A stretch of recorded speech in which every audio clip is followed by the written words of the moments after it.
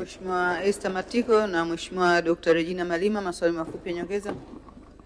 Asante sana Mheshimiwa Mwenyekiti. Mheshimiwa Mwenyekiti, kwenye shilingi bilioni 200 za Dr. Samia Suluhu Hassan kwa siku 100, serikali ilitoa tangazo la vijana kuweza kuomba mikopo na ikaweka ukomo wa umri wa miaka 18 mpaka 35.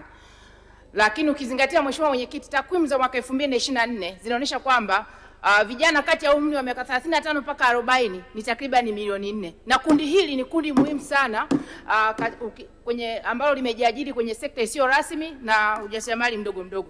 Sasa nikataka kujua serikali ilifanya tathmini gani ya kiuchumi na kijamii ambayo ilipelekea kuweka huu ukomo baada ya kutanua ukomo mpaka umri wa miaka 40, ambao hata taasisi mbalimbali ikiwepo IPU kwetu Chama cha Mapinduzi kimeongeza umri mpaka miaka 40 ili wanufaika waweze kupata wigo mkubwa kuongeza ajira na tija kwa Tanzania.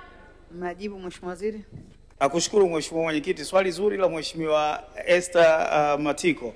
Ni ukweli kwamba serikali imepokea maoni mengi kuhusiana na ukomo wa umri ambao unastahili kunufaika na mikopo hii ya vijana, na tunaendelea kulifanyia kazi jambo hili. Maoni yamekuwa mengi na inaonekana kundi la miaka 35 mpaka 40 linapaswa kuhusishwa kwenye mikopo hii na tunafanyia kazi jambo hili.